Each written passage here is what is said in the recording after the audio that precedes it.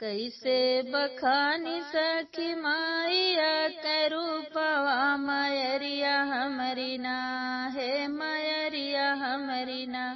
बाटिका वने ही रूपवा मयरिया हमरी ना, बाटिका वने ही रूपवा मयरिया हमरी ना।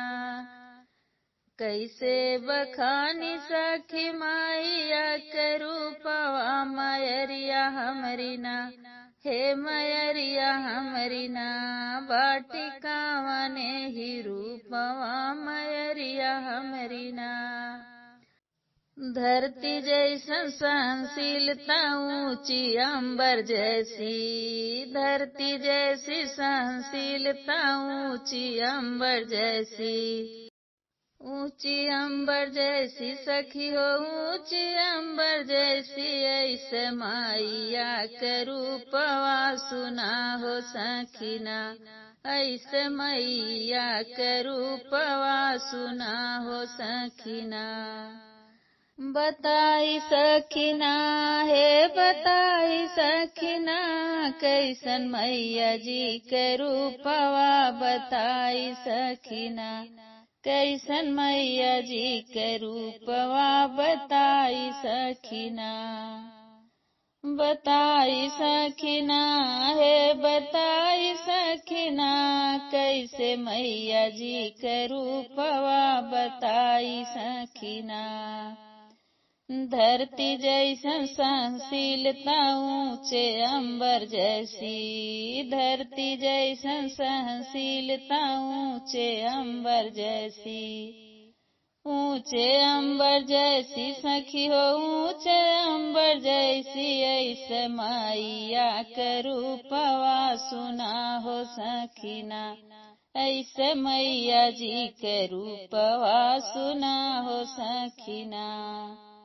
बताई कैसे हो बताई कैसे, सखी मैया जी के रूपवा बताई कैसे, हो सखी मैया जी के रूपवा बताई कैसे।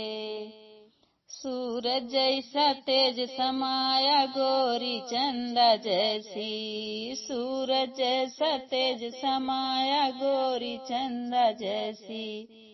गोरी चंदा जैसी सखी हो गोरी चंदा जैसी, ऐसे मैया जी के रूपवा बताई सखीना, ऐसे मैया जी के रूपवा बताई सखीना। बताई सखीना हे बताई सखीना, कैसन मैया जी के रूपवा बताई सखीना, कैसन मैया जी के रूपवा बताई सखीना। गंगा जैसन पावन निर्मल यमुना जैसन शीतल, गंगा जैसन पावन निर्मल यमुना जैसन शीतल।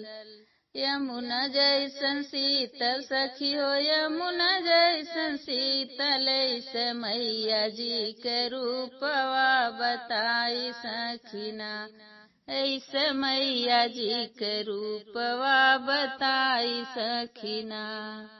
बताव सखीना हे बताए द सखीना, कैसे मैया जी के रूपवा बताए द सखीना।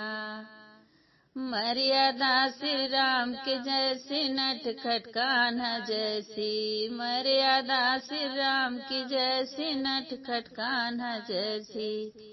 नटखट कान्हा जैसी सखी हो नटखट कान्हा जैसी, ऐसे मैया जी के रूपवा सुना हो सखीना, ऐसे मैया जी के रूपवा सुना हो सखीना।